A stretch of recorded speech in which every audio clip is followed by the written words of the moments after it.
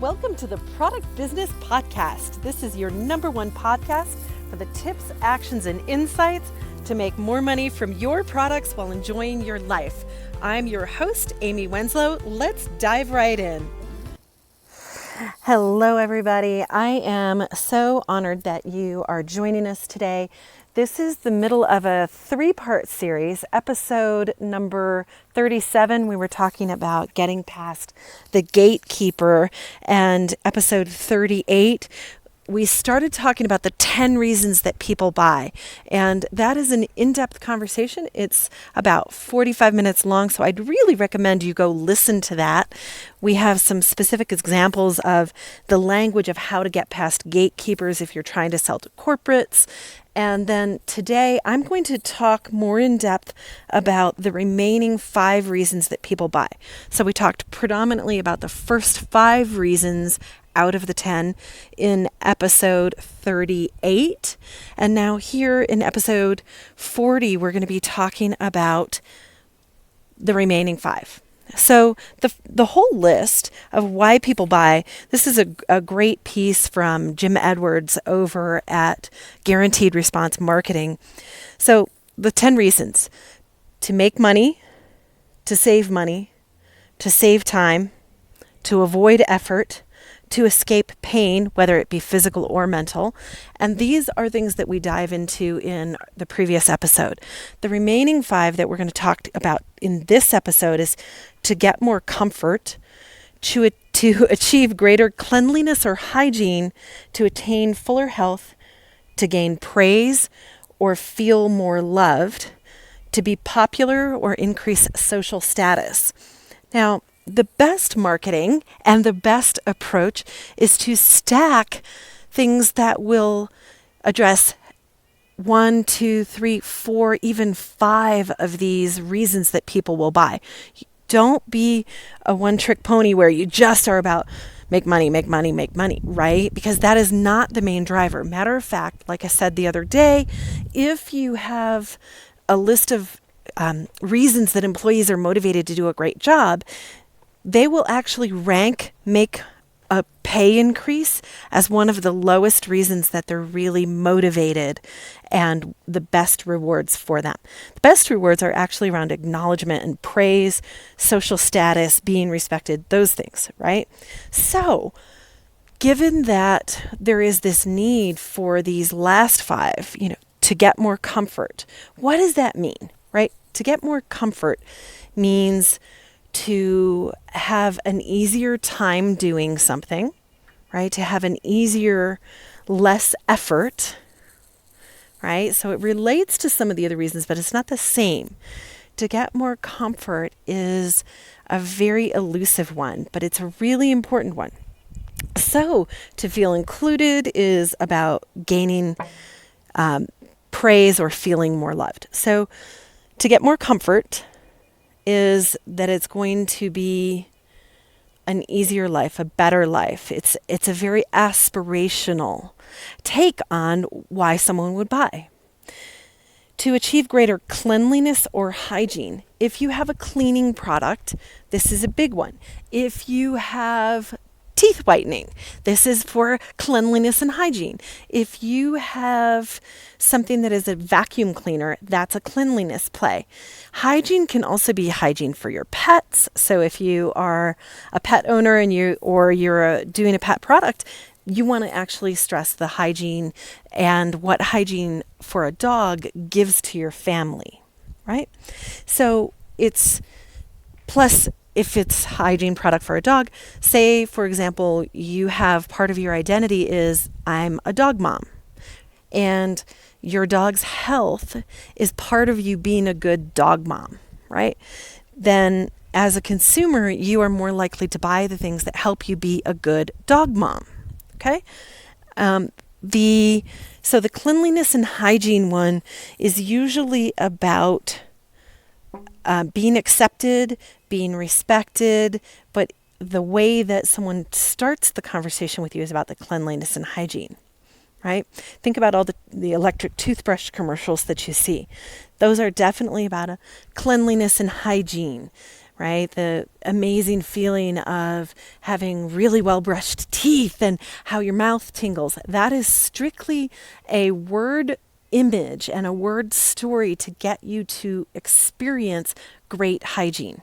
Okay, to get you to experience it emotionally before you invest in the toothbrush, so that when you go to the store to get the toothbrush, you are actually buying the result called an experience that you want of better hygiene and what that feels like, right? So this is kind of how it applies. And then to the other one, number 8, is to attain fuller health. So fuller health can be defined a lot of ways.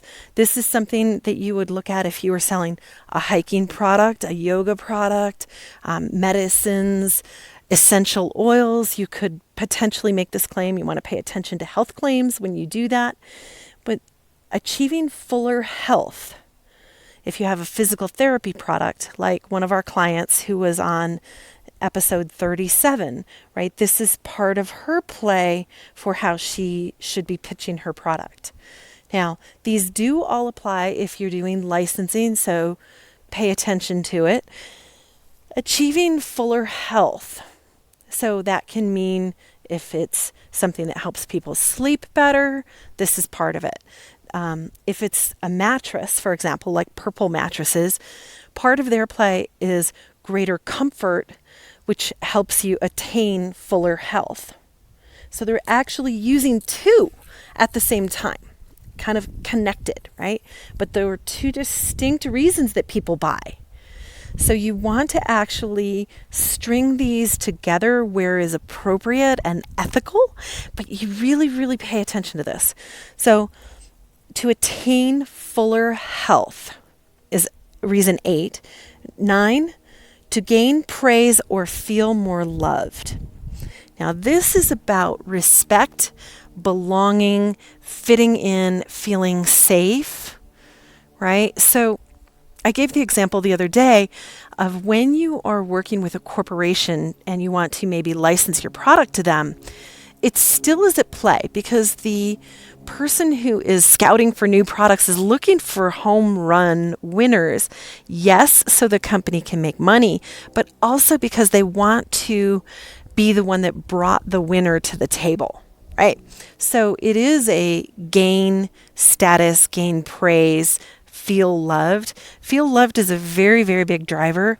And it's not just for women, it applies to men, it applies to children, it even applies to pets, right? So the way that a product could have someone feel loved is, if it's a romantic gift, for example, and it's being given as a gift, this is a symbol of your love. The jewelry industry uses this all the time.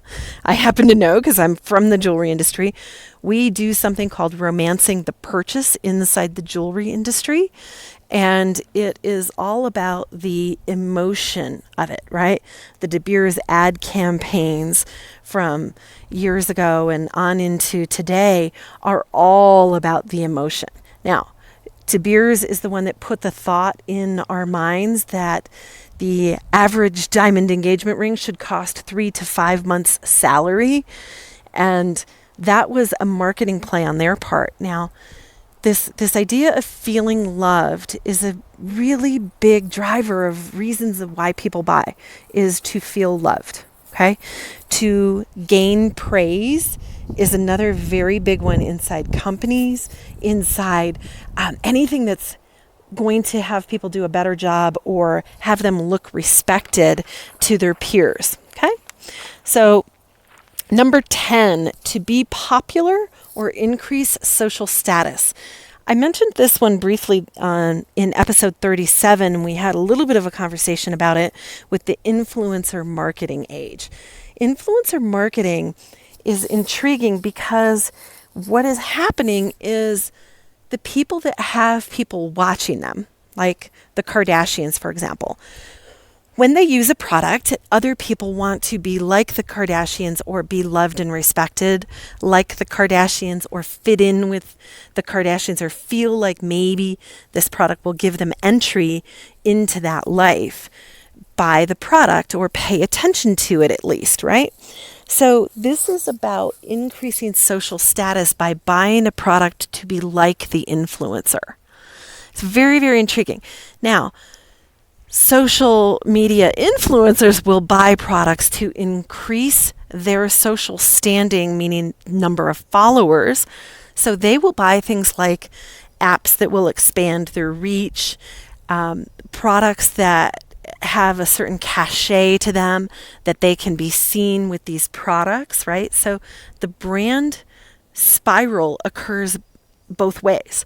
The influencers helping the brand get adopted, but the brand is also shining a light, a glow, if you will, on the influencer, that they are the type of influencer who uses XYZ product, increases their social status. Okay, so if you have an influencer that you want to work with, you can talk about how you are going to promote the influencer in your channels. You can also talk about the quality of the product and the other people that are using or interested in the product, because then that gives them connection to that level of personality as well, right? So it's a very interesting thing. And I think that as a reason that people buy, it's really strong in affluent brands, right? Like, why do people aspire to owning a certain car or a house in a neighborhood or a type of purse? Or with men, it could be even the quality of the hand tools that you use or what type of reciprocating saw you're using. Those are all about being respected. You buy Ryobi type of reciprocating saw if you're one level of contractor. You don't buy that if you're a homeowner, right? So the brand is actually communicating some social status that we don't even always pay attention to as consumers. I'm very conscious of it because of the work that we do with large brands and some of the products that have been on Shark Tank and some of our work with some of the sharks. So you want to pay attention to these 10 reasons people buy. Go listen to the other podcast episodes.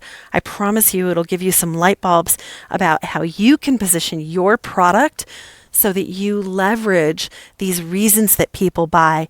And I want you to stack 2, 3, 4, or 5 ways that you can use these reasons, right? I want you to be giving people more than one reason to buy your product all the time. More than one reason, because one reason is only going to hit the logical place. You need to stack it so that they're able to buy confidently, okay?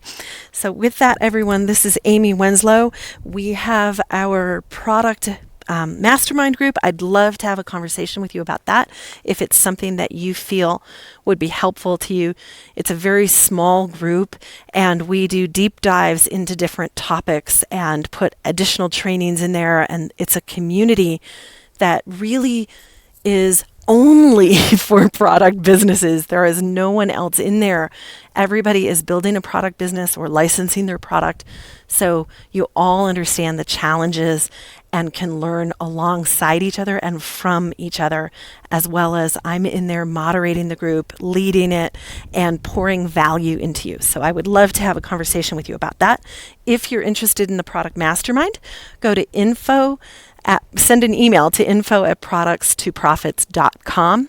If you'd like to get a copy of our new book for free, you can go to turnproductsintoprofits.com.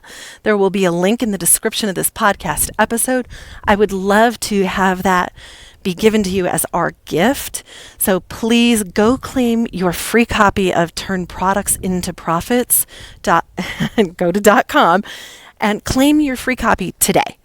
This is a labor of love for us, and I want to make a difference for you, for your business.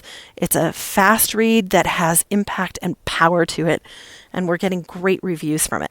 So with that, everyone, have a great rest of your week. Tune back in tomorrow for the additional episodes.